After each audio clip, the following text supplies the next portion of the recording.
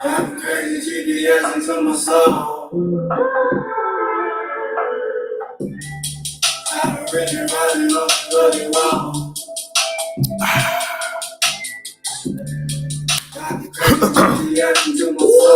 We back.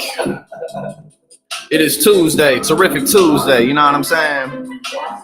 Show me your titties Tuesday. That's what day it is. You know what I'm saying? Yes, we got Dora, we got Mara, we got Dark Dragon. Hello, what's going on? How y'all doing today?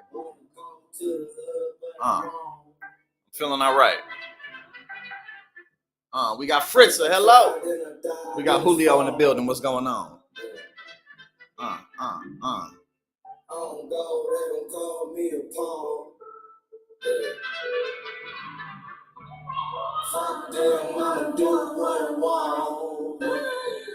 on. Because thinking with pride can cause your family a gang of angels. You smoking out of Yoda today. That's my little green friend right here. You know what I'm saying? What's going on, Stoned Assassin? Christina, hello, hello. Wonderful to have your pretty face in here. Go ahead and load it up with me. Then we gonna get into it.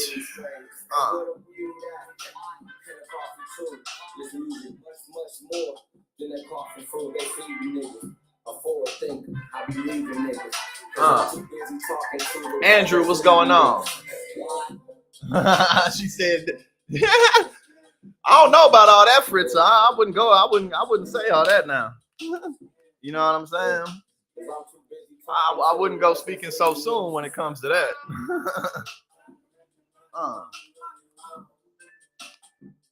Yeah. But I'm feeling pretty relaxed today. I'm feeling pretty good. I got some work I need to do, like always. Don't we all? Don't we always have work to do?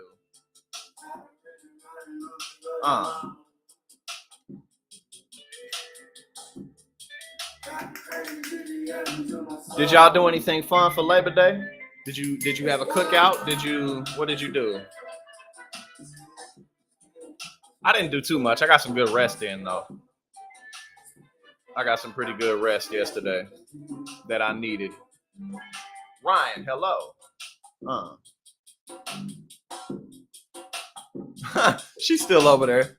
Susanna's still over there.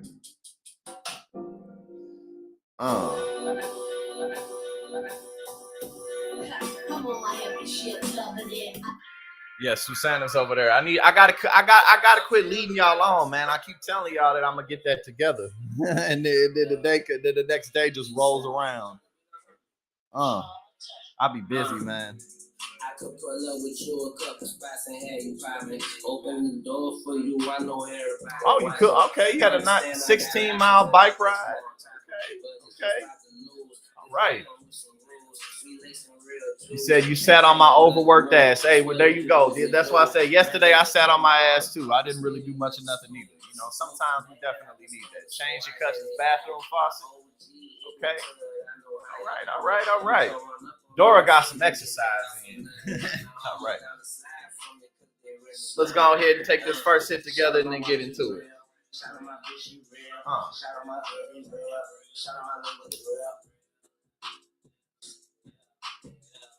out my watch as well. Shout out my bitch, you well. Shout out my nigga, they well. Shout out my family, well.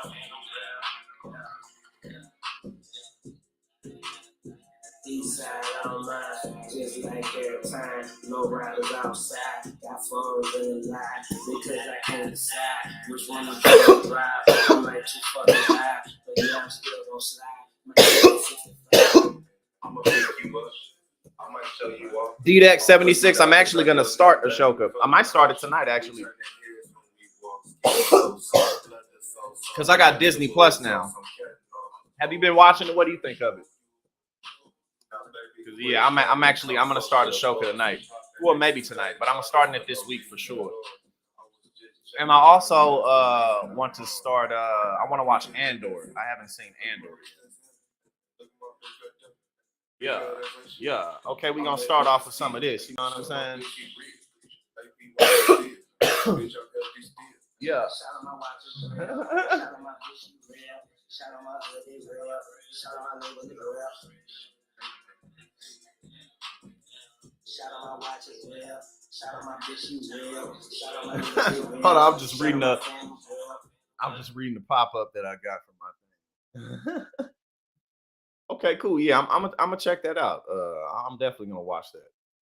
I've been meaning to check it out, and like I said, now I have my access to Disney Plus.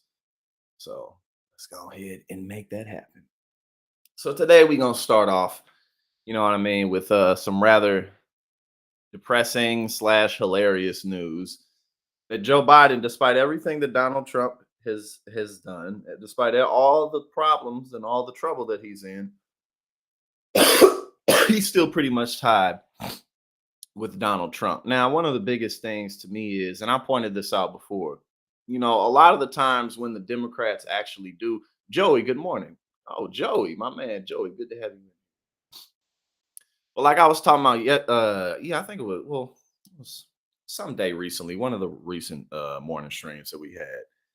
One of the biggest problems that the Democrats have is they don't talk about or advertise the wins that they do make enough. They keep it on the low. Like, for instance, if Biden would have succeeded through and through with his student loan forgiveness plan, they would have been talking about that forever. But last week, the Biden administration basically just guaranteed the right for people to unionize, and they're not talking about that. That's not being talked about all over the airwaves. Like, why isn't MSNBC and CNN talking about this constantly? Maybe they have, but I haven't seen any clips about it. I saw a few articles written up about it, but that's what I'm saying. You know what I mean? So there's no reason why the general public shouldn't know about a move that the Biden administration made that literally made unionizing possible compared to how it had been. But we'll check this out. President Biden and former President Trump have identical ratings in a new Wall Street Journal poll. 39% of registered voters view them favorably, while 58% view them unfavorably. Many analysts believe so many voters had turned against Trump that it would be difficult for him to win a general election. But the Wall Street Journal poll finds 49% view Biden very unfavorably, just behind Trump's 52%. One key difference plays in Trump's favor. 27% of voters view him very favorably versus 17% for Biden. Uh, That's hilarious. But again, you know, a lot of people, especially in that independent track, and the more Trump gets in, that's really where his biggest problem is with independents and swing voters. You know, they may not approve of Biden, but you know, Biden isn't facing all this trouble like Trump is. But that's incredibly sad that that's Biden's only saving grace, and the Democrats' only real saving grace in the coming general election is that Donald Trump is, you know, facing 91 federal charges. So, okay, the Wall Street Journal poll indicates that Trump's alleged criminal actions in the wake of the 2020 election may be a political liability for him, as a majority of voters believe at least some of the charges he faces are legitimate, though many also believe them to be politically motivated. Yeah, absolutely. I wish more Democrats would enter the race too. If we could have like 3 or 4 even somewhat popular Democrats or well-known Democrats into the race, if nothing else, it would push the Biden administration to actually just wake up. You know what I'm saying? So, if nothing else, but it is what it is. We got Biden versus Trump. That's what it's looking like, unless things drastically change very quickly. Okay. But the poll shed light on one of Biden's major liabilities, his age. More than half of respondents think Biden is not mentally up for the job of president, while 73% believe the 80-year-old president is too old to run again. Trump, 77, scores better on mentally up for the job, while 47% believe he's too old to run. Everybody old as hell. While 51% of voters believe Trump has a, quote, strong record of accomplishment as president, 40% say the same for Biden. Voters are also more likely to believe Trump has a vision for the future. And this is the Wall Street Journal poll that just came out recently. Majorities of voters also disapprove of Biden's handling of the economy and immigration. Yeah, definitely. The Bidenomics thing really is not, other than like major, other than like older boomer establishment Democrat voters. That's Bidenomics really isn't going to sell. Yeah. I can't start no OnlyFans. I can't go down that path, man.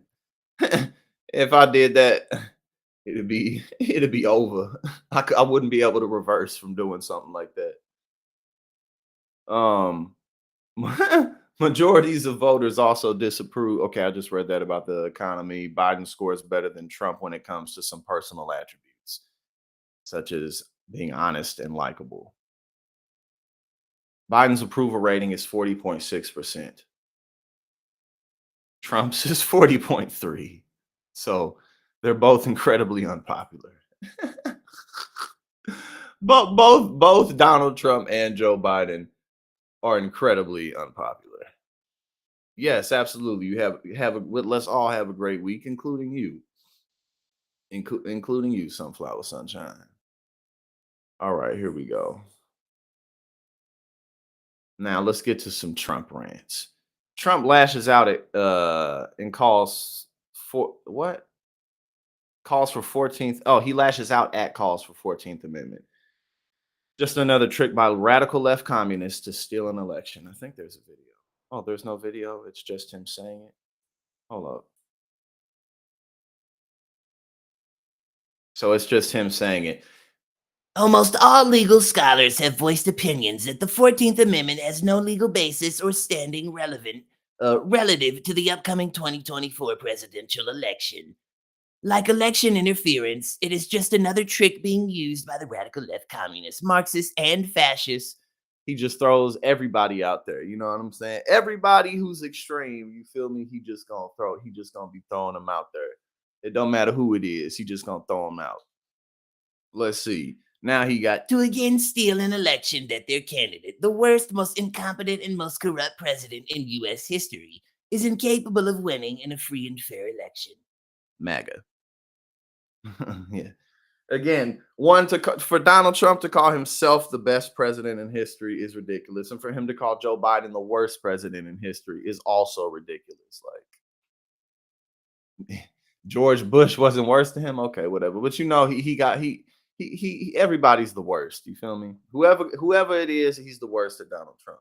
Alonzo, I've been growing my hair for 8 years. 8 years. So there we go. That's one of his rants. Now, on to the next. What do we have here?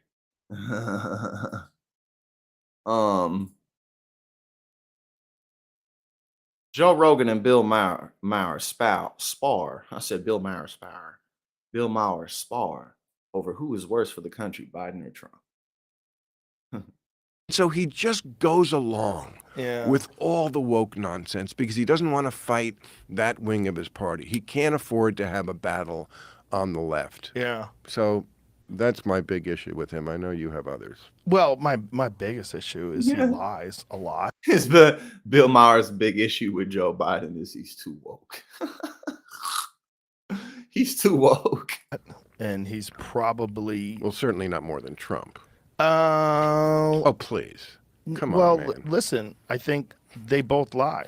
I mean, I don't like that more than this guy. Because I want to just, if you want to talk about Trump, we could talk about Trump. But if you just talk about Biden, I don't think comparing him to Trump does anybody any good.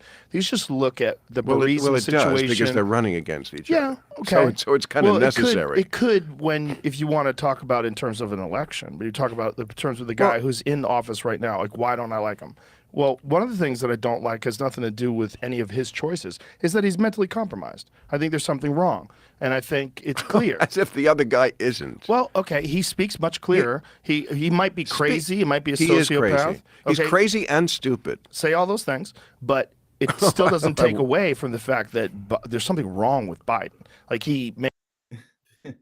This is like a I don't follow politics argument over why. Like, I mean, I didn't watch the whole thing, but this is kind of a goofy argument.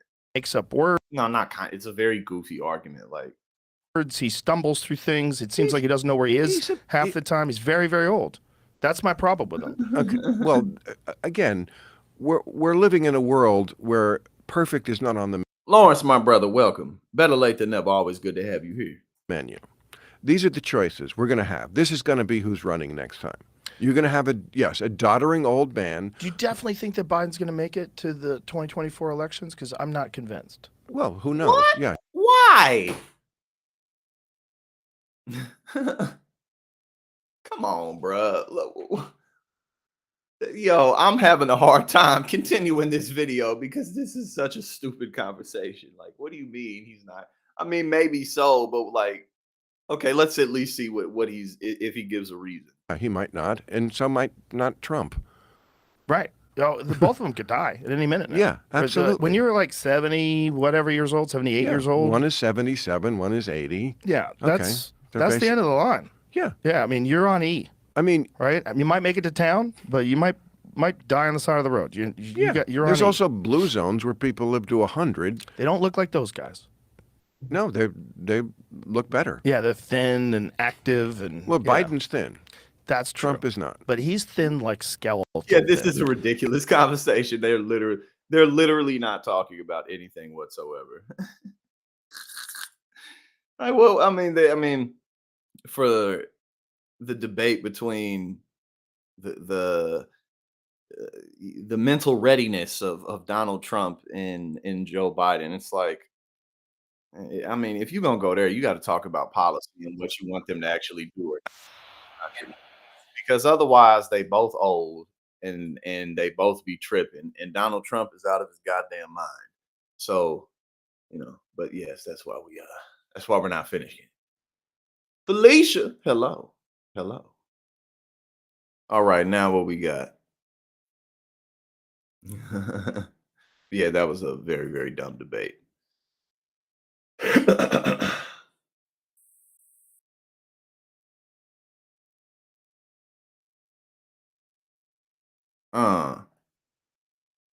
MSNBC's Al Sharpton grills Vivek Ramaswamy on his lack of political experience following viral 2003 exchange. Let's watch. Question, go ahead. Reverend Sharpton, hello, I'm Vivek, and I want to ask you, last week on the show we had Senator Kerry, and this week, and the week before we had Senator Edwards, and my question for you is, of all the Democratic candidates out there, why should I vote for the one with the least political experience? Okay, well, you shouldn't, because I have the most political experience.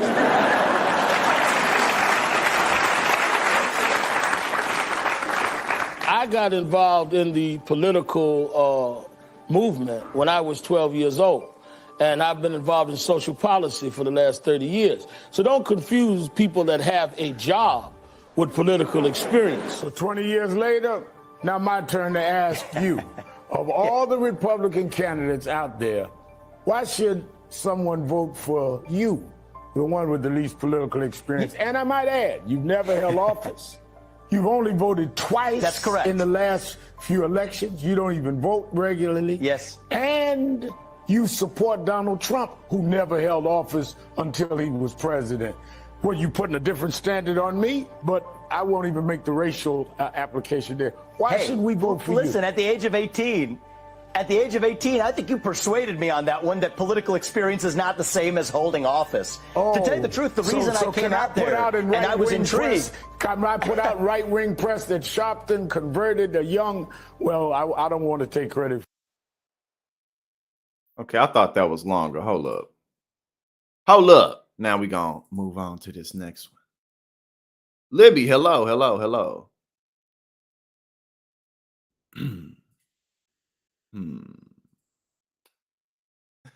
on, we gonna watch this because I gotta send off an email real quick, actually.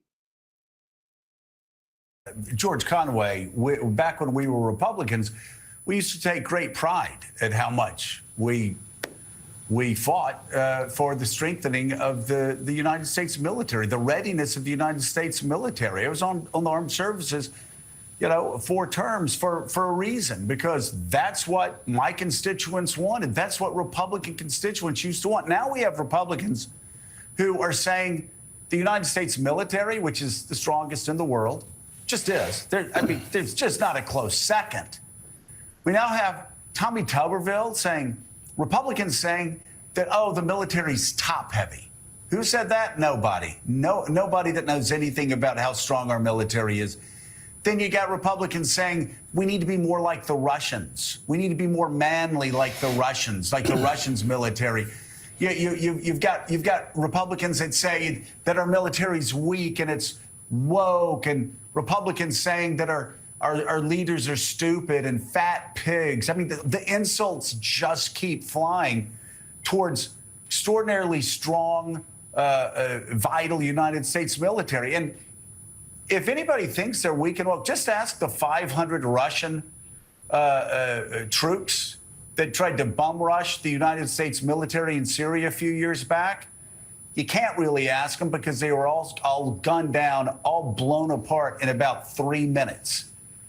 So why is it that just Republicans have this blind spot when it comes to how strong and how successful and how good our United States military is? Why do these Republicans hate the United States military so much? They hate the United States military because it's part of the United States government. And this is basically the Republicans have become anti-American, anti-government, anti the United States. That's their shtick now. That's why you see them attacking law enforcement, the FBI, the Justice Department, state and federal prosecutors, and they attack the institutions that normally Republicans were very, very supportive of. And what now is just this nihilistic attack on American institutions. And it's also brings to mind the fact that we live in a completely different era now. I mean, the Senate rules that allow one senator to block a unanimous consent agreement to have these batch nominations sent to the floor. I mean, all these rules, these arcane Senate rules that we talk about, that we don't really talk about, but have just curious effects, depend on good faith of the members, good faith and collegiality of the members. And that's one thing that the Republican Party has completely abandoned, which is not just the truth, but good faith and just collegiality. Okay, that was just kind of an MSNBC conversation. I had to send off a email real quick. Billy Bongwater, hello, welcome. But yeah, the notion of hating the military is like I mean, there are maybe a couple of Republicans, political commentators more so than anything, especially, who may voice different things about, the military is woke. But other than that, yeah, right. No, they grease and fund the military just as much as anybody else does, just as much as the Democrats. That's where the most bipartisanship is right through there. You know what I'm saying? They can always come across the aisle to give the military more money than it even, not just more money than it needs, more money than it asks for. They'd be like, yeah, let me get $800 billion. They'd be like, oh, here's $875 billion. Shouldn't then knock yourself out. Like, oh, thanks, bro. Thanks. And then they get audited, and it's like, oh, we don't know what happened with this $1 trillion. We have absolutely no clue whatsoever. Okay. Senate set up for return after Mitch McConnell's freeze episodes. Back here now, the attending physician. Yo, I'm sorry, but it's so hilarious to me how they always announce that the Senate is on its way back, because they not gonna do nothing. Like, the Senate don't be doing nothing. They be on vacations and recesses and breaks. They, like, every other month, they just be on recess. All right, we're going to be off this whole month, as if they really be slaving and working hard. Like, bro, they don't be doing nothing. Well, they call the Senate, they call it the place where legislation goes to die. That's what they call it, that for a reason. And it'd be like, oh, they're gearing up to come on back home. And like, yeah, come on back home and not do a goddamn thing. These motherfuckers don't be doing nothing. All right, here we go. Back here now, the attending physician of the U.S. Capitol. Oh, no, you're being all slow. Hold on, let's restart that. Capitol, weighing in after Senate Minority Leader Mitch McConnell appeared to freeze for more than 30 seconds in front of reporters. Tonight, what the doctor suggests might be the cause. Here's ABC's Elizabeth Schulze.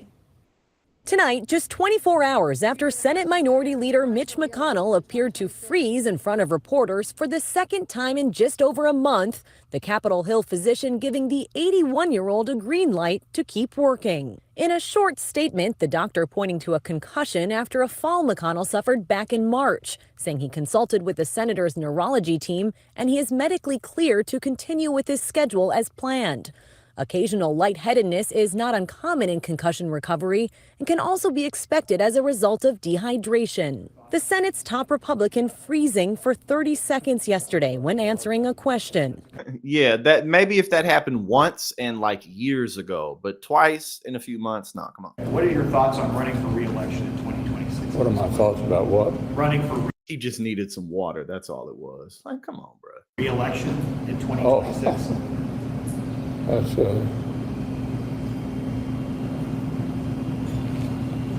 Just last month, McConnell froze mid-sentence for about 20 seconds. and a strange. I believe he did get booed this weekend, and let's go ahead and look that up. But I believe he did.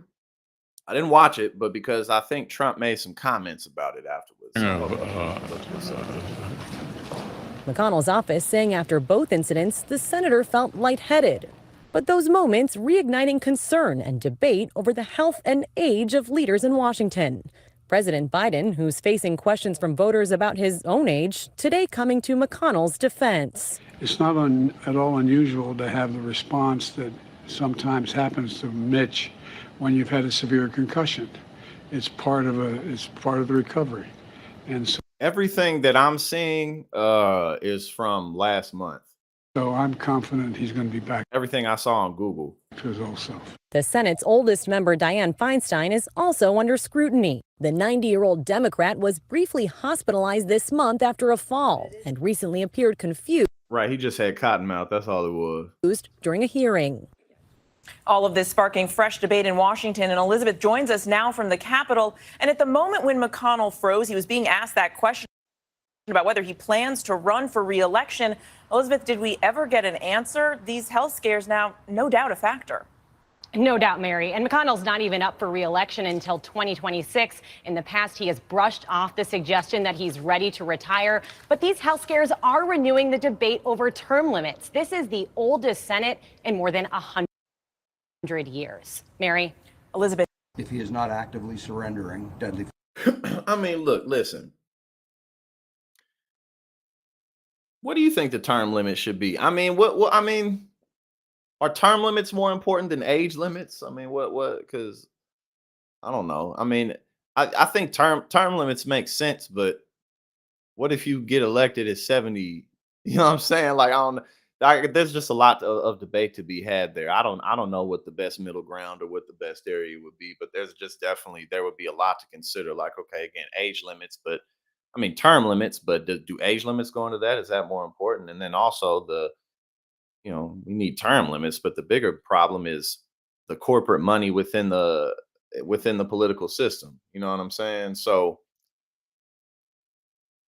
that'll only do so much. You know what I mean? Like the bigger problem is the money, because the corruption is why someone like Mitch McConnell is able to stay in there in the first place. So I think that'll be helpful, but it won't address the bigger issue. They'll just find ways to skirt around that. And especially with the Supreme Court that we have now. I mean, not only have they reversed Roe v. Wade, taking bad actions against the EPA to stop the EPA from really being able to do what it's supposed to do, but also just in terms of allowing more money to get into the system, basically just allowing things to be more corrupt.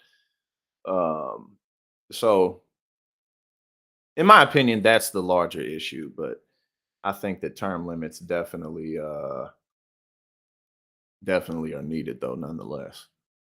All right, now what's going on? Hold on real quick. Let me see if this is even the right. Give me 1 second because I want to see if I need to open this page. Okay, no, we're not gonna do that. I think it was Joe Scarborough getting mad about the new polling with everything. All right, here we go. Hold up. We got Marjorie Taylor Greene. Okay, we got Marjorie Taylor Greene talking about whatever happened at Burning Man, that's something to do because of God's retribution, or God has a way of making sure people know who he is. I don't really I don't really know what happened at Burning Man, but this is what she has to say. Thank you, Alex. I really appreciate it. Well, it's always what is the next thing, right? What we see from Marxism, what we see from the left is any kind of movement that can capture the masses, get them wrapped up so they put the emoji on their social media so they can share it, something they get behind, they all donate their money, they all get into the movement. We saw it happen with BLM. We saw it happen with COVID, masks, vaccines. We saw it happen with Ukraine. They tried it with monkeypox. We made fun of it. They tried it with monkeypox. Yeah, bro, is she up here? Is she up here? Am I mistaken? Is she speaking for God right now? Is that what she's doing? It seems like she's speaking for God right now.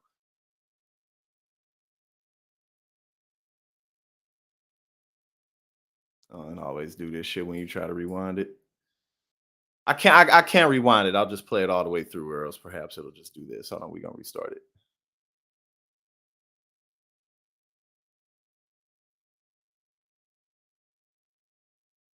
Okay, first, this is some of what happened.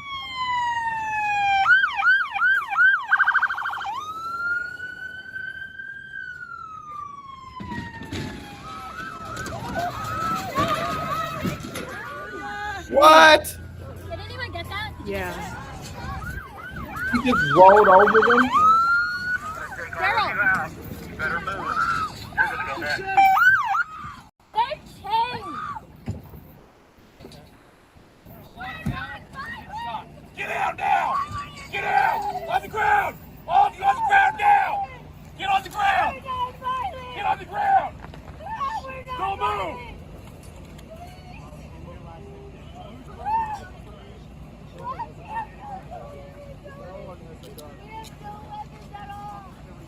We're environmental protesters! Please! Stop resisting! He rolled. Hold on. He's trying to see how he rolled over that shit.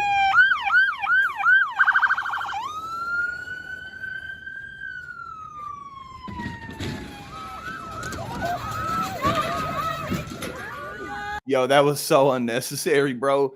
All they had to do, he could have just got out the car and told them to pack up. Like he even could have got out the car yelling and screaming without running over that shit like that. That was so unnecessary. Like, what if it would have flung all over the place or something like that? Thank you, Alex. I really appreciate it. Well, it's always what is the next thing, right? What we see from Marxism, what we see from the left is any kind of movement that can capture the masses, get them wrapped up so they put the emoji on their social media so they can share it, something they get behind, they all donate their money, they all get into the movement. We saw it happen with BLM. We saw it happen with COVID, masks, vaccines. We saw it happen with Ukraine. They tried it with monkeypox. We made fun of it and it failed. They're trying to bring COVID back. But I really believe the next thing is going to be this climate change crisis.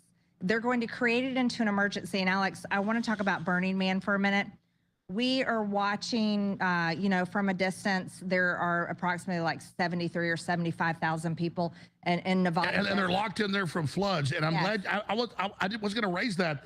They literally did a mock sacrifice and all this, and then it flooded with these tornadoes. And it was, sorry, go ahead. Well, God has a way of making sure everyone knows who God is. What? Okay. I'll say that about that. But let's talk about what is happening to these people. So there's 73, 75,000 people in Nevada desert right now at this Burning Man. They're locked in. They're not allowed to leave. And they're basically probably being brainwashed that climate change is the cause of all of it. Well, it's the root of all evil, and it's going to destroy the earth. And they're feeling the panic and the media is saying that. Oh, this is because you didn't know about climate change. Yes. So what's going to happen, Alex, It's the same thing, same way they launch any kind of movement. After this is over in Burning Man and these 75,000 people disperse and they go back home, they're going to have these stories to tell and how terrible it is and how we have to do everything possible to stop climate change. It's caused by humans and it's carbon. And it's the amount of carbon that we put out. It's manufacturing. It's our gas and diesel engines. It's you know, agriculture. I mean, AOC wants to get rid of cattle. Even population. We have too many humans putting out. She wants to get rid of cattle. Let's just have no cattle. That's what AOC wants. Because yeah, AOC. My bad. I'm over here looking for more stories for us to go over. But nah, I'm talking about let's get rid of cattle. Who on earth would ever actually suggest something like that? Someone as crazy as you. Too much carbon. You're going to start hearing all this stuff, and this is going to build. And I believe this is the left's new lie they're going to put on the American people and try to get everyone behind and create it to where, remember AOC and the left and many others said that the earth is going to literally explode in a ball of fire. We're going to all die. It's going to be the end of the world. 2030. This is what they're brainwashing people to believe. No, I totally. Okay, here we go. We getting some more stuff up. But yeah, you know what I'm saying? God came down, God rained down, and he was like, nah. Even though Burning Man happens every year, this year in particular, nah, we can't have that this year. they didn't went too far for this year for God, apparently. He was asleep all them other years, but this year, you know, he had to come down and give Republicans what they desire, what they want. All right, hold on, y'all. I'm opening up some more stuff because we zooming through. We zooming through, and it's only Tuesday, so earlier on there wasn't a whole lot of options. Matter of fact, let me go ahead and put some music on in the background while I open up these new tabs, and let's take a hit. You know what I'm saying? Let's go ahead and take a hit together while I open up these new tabs. Put some ratchet shit on in the background. You know what I'm saying? And you know what's mad funny to me about like a lot of conservative commentators, like when they still be talking about like mask mandates and shit, like, bruh, ain't nobody really is walking around with masks on anymore. I mean, some people do, but it could be just because they sick in general. Like literally nobody is walking around pushing mask mandates. That shit happened years ago. Just more of an indication that these people ain't got nothing to talk about and never did. They not pushing no policies and they ain't talking about nothing. Oh, we got our boy George Santos in the news. It had been a minute since I seen anything about George Santos. You know what I'm saying? Marjorie Taylor Greene don't know what the hell going on. But yeah, we about to talk about a little bit about some George Santos. You know what I'm saying? Was there anything? Y'all got anything we should review? Anything we should review? Any funny shit we should look at? Check out. I'm still looking into more and more whatever they say about Mitch McConnell. Like, oh, it wasn't a seizure. Like, well, then what was it then? He was just tired. That's what happened when he hit his head sometimes. And of course, look at these two. They at it. These two at it. You know what I'm saying? Of course, these two is at it. Carrie Lake and Steve Bannon. They about to do a telethon, and you can tune into the telethon if you like. But first, let's go ahead and take a hit of this.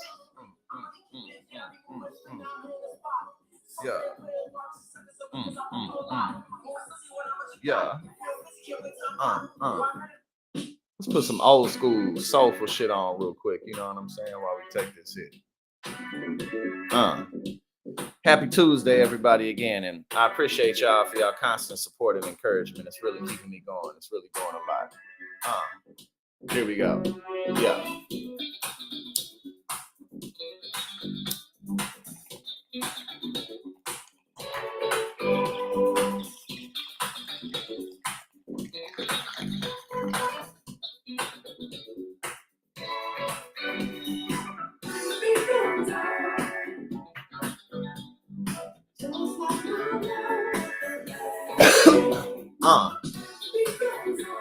All right.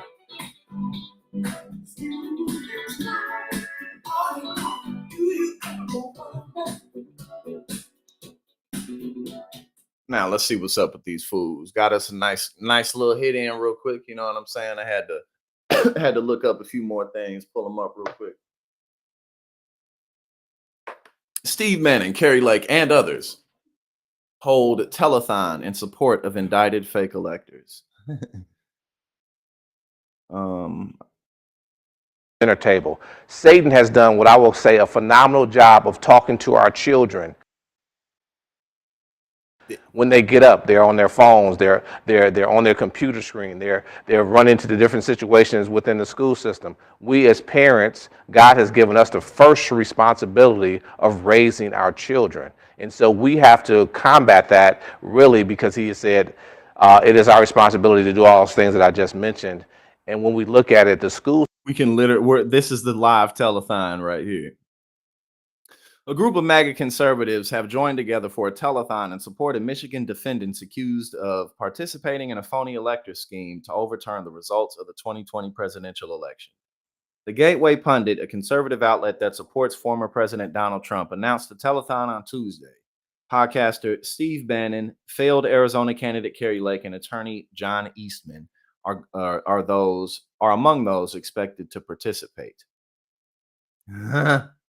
And this is it live here, you know what I'm saying? Talking about why, you know, God is called upon us to raise our children, which I can't argue with that. But, you know, again, that's why we got to ban books and everything like that, because we don't want to raise our children. school system is accurate to our disagreement. Okay, we're not going to sit here and watch that. But, you know what I'm saying? If you'd like to tune in to the live telethon and get you a dose of Republican Jesus, then go ahead and get your dose.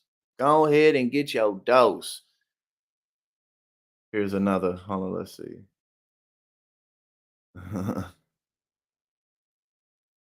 Joe Biden savagely shames builder Trump over infrastructure. Boom. We also passed the bipartisan infrastructure law. You can't have the strongest economy in the world with a second-rate infrastructure. He coughed. He coughed right. Hold up. We also passed the bipartisan infrastructure law. You can't have the strongest economy in the world with a second-rate infrastructure.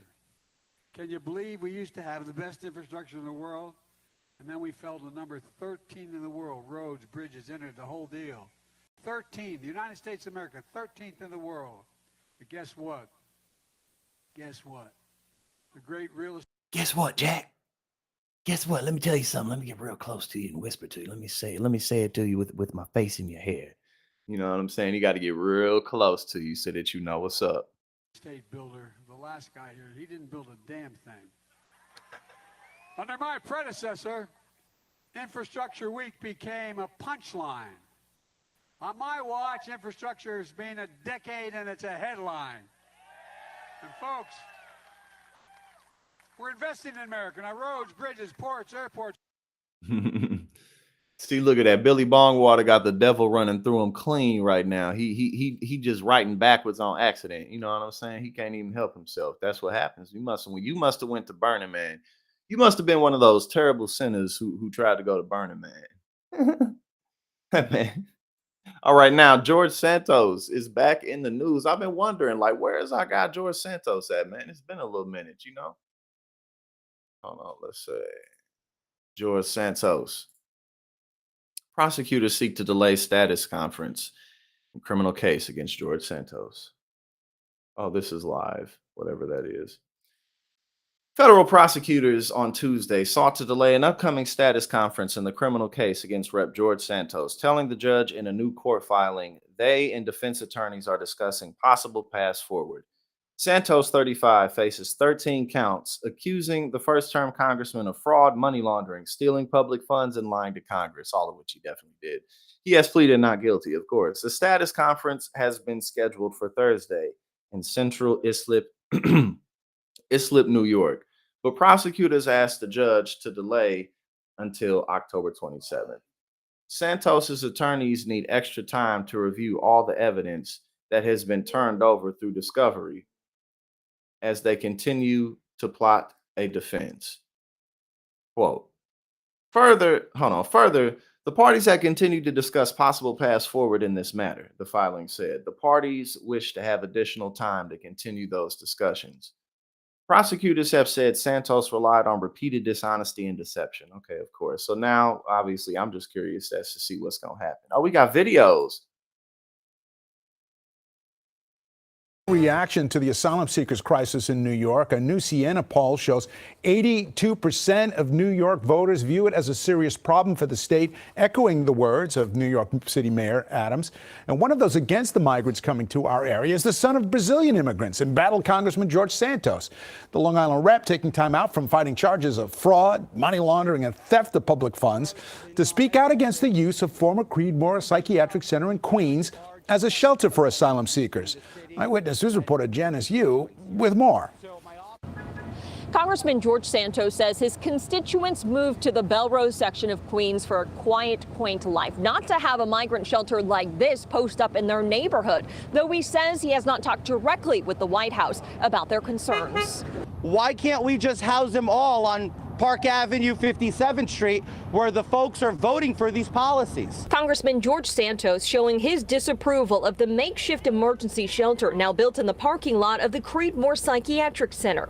His proposal, stop accepting migrants both into the U.S. and into New York City. Mayor Adams can start off by calling it a state of emergency and stop taking them in. Right? He can suspend sanctuary city status immediately. He also highlighted the need for more immigration judges to help with the backlog in cases, a long-standing issue that has only continued to get worse, according to data from the Executive Office for Immigration. The latest data shows the number of immigration judges has increased to about 700, though that's not nearly enough to help with the backlog of more than 1 million cases. Meanwhile, Governor Hochul received the green light to use Floyd Bennett Field in Brooklyn to house up to 2,500 people, securing much needed space. State and city leaders are now also turning their focus to making sure migrants are getting the help they need to submit their applications for asylum. The state is providing an additional $20 million to help with this specific need. They present themselves. The odds of them having all the proper documentation to fill out hours and hours of paperwork probably are not real high. So we need to help hold their hands, help them navigate this. Asylum seekers have a year from their date of arrival to fill out all the paperwork that He's still in office because what's the name?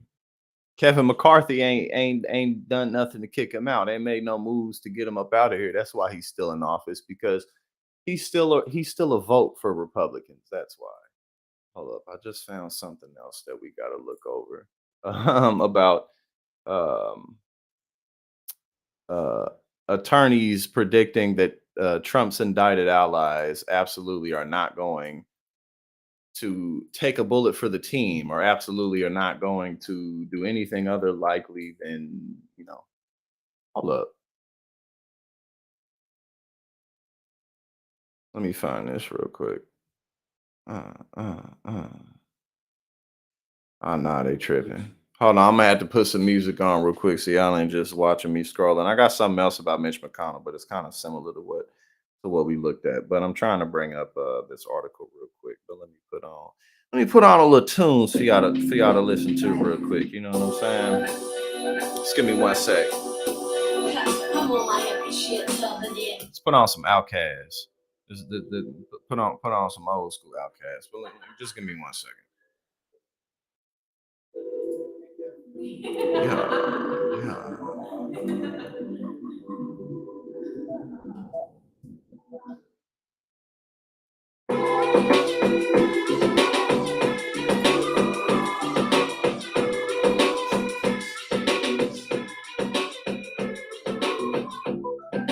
All right, here we go. I got it now.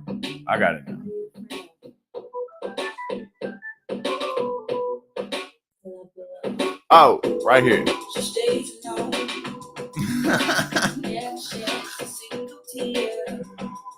Man, they about to. I mean, but look again. This summer is really what Trump asked for. Anybody who turns on Trump, it's his karma. It's what he's asked for.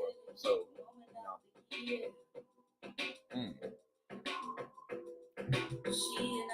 Yes.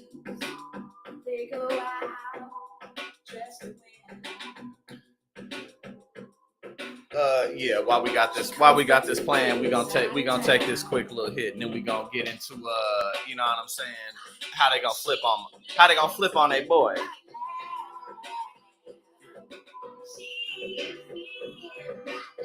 All right, here we go.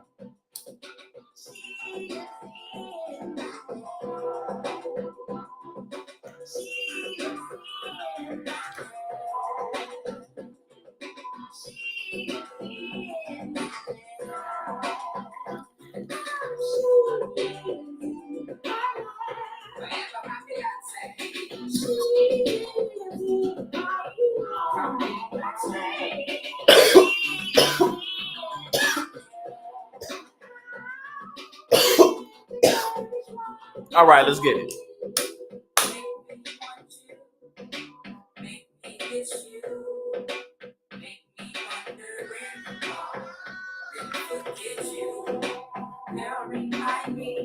All right, with us now is Gene Rossi, former Assistant U.S. Attorney for the Eastern District of Virginia. Counselor, thank you so much for being with us. The fact that Jack Smith's team is still investigating, still putting witnesses before a grand jury, what impact could that have in the case against Donald Trump, for which there is already a trial date set? All right, here's my prediction, John. You're going to see an indictment of Sidney Powell and probably several others in the next 3 months. They're not going to do a superseding indictment of Donald Trump. My prediction is they're focusing like a laser beam on Sidney Powell's charity, nonprofit, her activities, and I think you'll see a multi-defendant indictment that looks at the following: money laundering, wire fraud, mail fraud, tax charges possibly, but it will be separate from Donald Trump because the special counsel, if they're smart, and they are, they want to keep that Trump indictment clean, narrow, and focused. But Sidney Powell et al., I predict, is facing harm's way. That's what I was getting at there. That separation that you mentioned, that is important because if they were to add any direct link to Donald Trump, what might that do to his trial date? Well, it won't affect his trial date. If you keep the indictment involving Sidney Powell separate, allegedly, she'll have her own trial date and possibly others. It will not affect Donald Trump's trial date one bit. That's why I predict if there is an indictment, it will only be against Sidney Powell et al. They're not going to touch Trump. They want to stay with him mano a mano, one trial. They can focus on him and his activities on January 6th before and after. And that's a brilliant strategy if they take that approach. You were talking about Sidney Powell. What are the actions that could put her in jeopardy? Why is their focus on the money? You raise money based on a fraud. You lie to people to get money.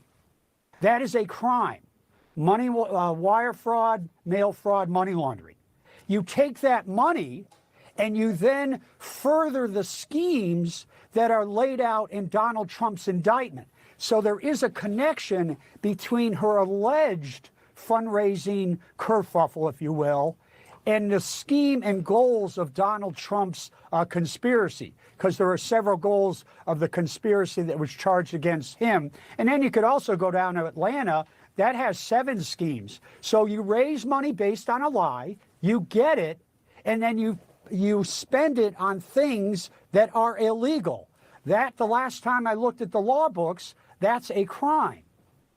Counselor, you brought up Atlanta. Let's talk about Georgia and Fulton County for a moment here. Obviously, far more many defendants there, some of whom will be tried together. Politico had a great story on this morning, and others have noted it too, that some of these defendants are starting to, if not turn on each other, at least reference each other in court filings in ways that aren't necessarily advantageous to all. When you have that many defendants, what is the risk to start seeing them turn? Well, think of lobsters in a barrel. They're all trying to climb out, and they're all pulling each other down. I just finished a 6-week trial, February and March, in Oathkeeper. Knock on wood, he got probation by Judge Mehta, great judge. But we had one key cooperator. And every case of this magnitude hinges on 1, 2, or 3 key cooperators. The Proud Boys case, that hinged on one main cooperator, maybe a few others. So what's going to happen among these 19 is they're going to face the prisoner's dilemma. Do I take a bullet for the team, or do I think about me? Do I think about me and me alone and what my future holds? And you are going to see probably. Yeah, of course, they gonna choose themselves, especially because Donald Trump, I mean, a lot of some of these people, he ain't even paid. Probably 2 or 3 people cooperating before that trial starts. Like this dude, Rudy Giuliani, has he has been disbarred for the sake of Donald Trump's last name. And they're going to be very important witness. They could decide the case for or against Donald Trump, Giuliani, and the others. Prisoner's dilemma. Do I cooperate before another perhaps cooperates against me? That is the question that many of these defendants could soon face. Gene Rossi, thanks so much for being with us. I appreciate it. Kate? Yeah, I mean, I think that that's pretty plain and clear and simple to see. You know what I'm saying? Like, I mean, well, why in the world should anybody? Hold on, is this different? Before I open.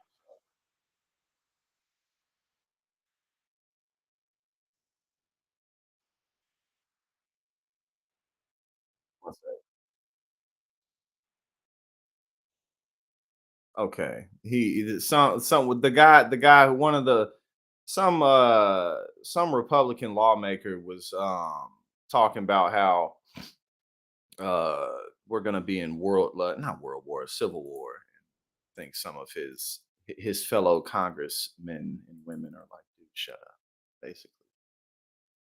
But yes, that was we had a very fun stream, a quick stream today. Yesterday's stream was longer. The Labor Day stream was longer, but sometimes that's just how it goes. You know what I'm saying? It's only Tuesday. Tomorrow we will be streaming. We will be streaming, and we should be doing an episode of Lock Talk. We're not doing me and Ray today.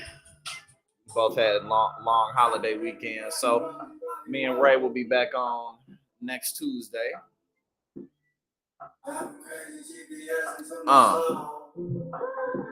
And then my boy Kyle, he's in Portugal right now, who I do my weekly Thursday night shows with the Nerd News. When he gets back next Thursday, we'll be doing our next episode of that. So we got Lock Talk this Wednesday, tomorrow. And next Tuesday, Wednesday, and Thursday, we live. Thank you, everybody. And I'm about to have my membership section up and rolling. The membership section is going to be very, very fun. And importantly, we're going to get a lot of political initiatives accomplished through the membership section. It'll be an opportunity for us to come together and do things like produce the programming that we have here, produce it together. Who should we bring on? What should we talk about? How should we make it more fun and interactive?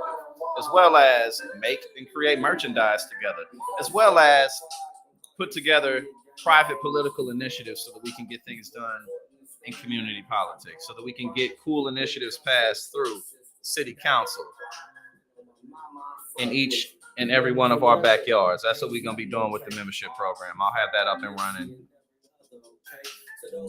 maybe before the end of this week, honestly. But within the next week or two, I'm going to have that up and going. And we're going to have it. So, again, thank y'all for y'all constant support.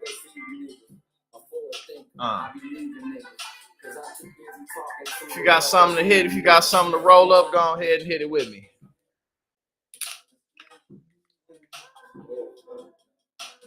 I'm too busy talking to the ones that's leaving niggas.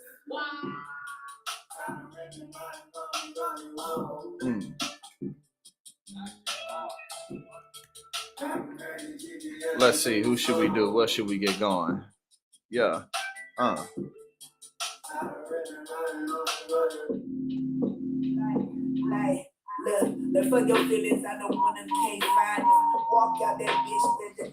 you too, Frisk. I love all of y'all, man. I really appreciate y'all.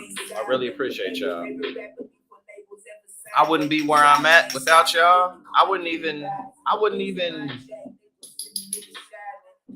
like, in terms of what this channel is turning into, without y'all, I would never have even have had the motivation or inspiration to even see it as something that we can build a community together with. You know, like when I first hopped on here, I was just a contributor with TYT, but I didn't really know exactly what I was doing.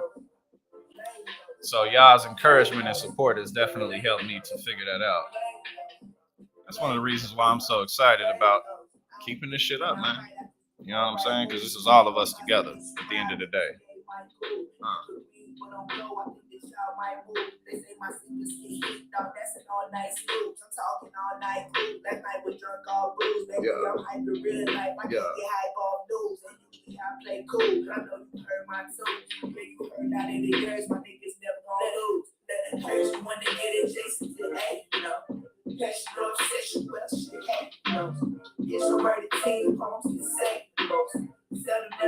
Here we go. This is for all of y'all right here.